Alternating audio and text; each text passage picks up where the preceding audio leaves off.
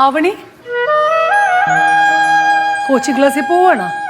അതേമ്മ, exam എടുത്തില്ലേ, ഞാൻ കുറച്ച് വൈകും. എന്തിനാ വൈകണേ? കോച്ചിങ് ക്ലാസ് 1 മണിക്കൂറല്ലേ, കൂടി വന്നാൽ 2 മണിക്കൂർ.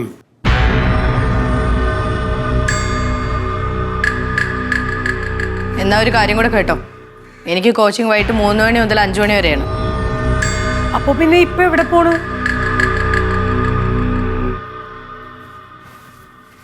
അവണി പോവാം, ടൈം ആയില്ലേ?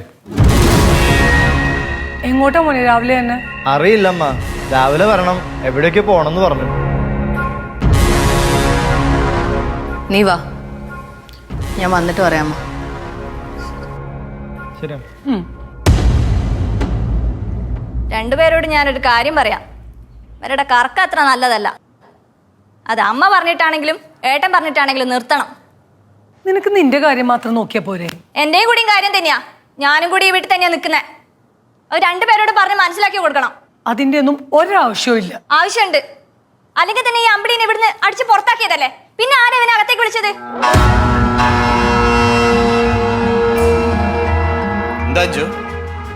നിങ്ങളോട് പറഞ്ഞിട്ട് പറയാത്തത് ഞാൻ നേരിട്ട് പറഞ്ഞു, അത്രേ ഉള്ളൂ.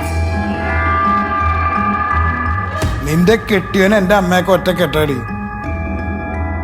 അവിടെ ഇല്ല ആവണി, എല്ലാവർക്കും കൈവശം കൊണ്ട കൊടുത്തിരിക്കുക.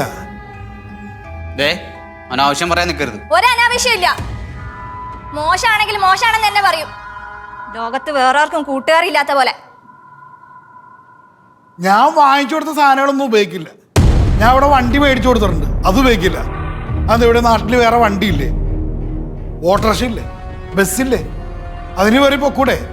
ഇത് എന്തിനും എതിരെന്നാണ് ഈ അവന്റെ വണ്ടിയുടെ പുറകിൽ കയറിയിരുന്ന് കെട്ടിപ്പിടിച്ച് പോയിക്കൊണ്ടിരിക്കണത്? എടാ, അവൾ അവളുടെ കാര്യങ്ങൾക്ക് പോകുകയല്ലേ, നീ എന്തിനാണ് ആവശ്യമില്ലാണ്ട് അവളെ കാര്യത്തിൽ ഇടപെടുന്നത്? നിങ്ങൾ 3 പേരും കൂടി ഇത് വിലക്കിയില്ലെങ്കിൽ ഞാൻ എന്റേതായ തീരുമാനങ്ങൾ എടുക്കും. നീ എന്ത് തീരുമാനം എടുക്കുന്ന? അത് നിങ്ങൾ കണ്ടോ?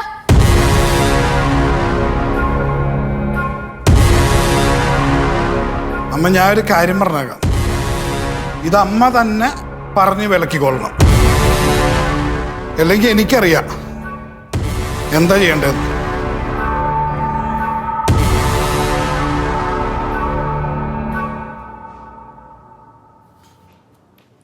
ഞാൻ എന്ത് ചെയ്യണം പ്രകാശ? അമ്മ അമ്മയുടെ കാര്യം നോക്കൂ, രണ്ടിനും വട്ടാണ്. അവര് രണ്ടുപേരും നല്ല സുഹൃത്തുക്കളാണെന്ന് എനിക്കറിയാം.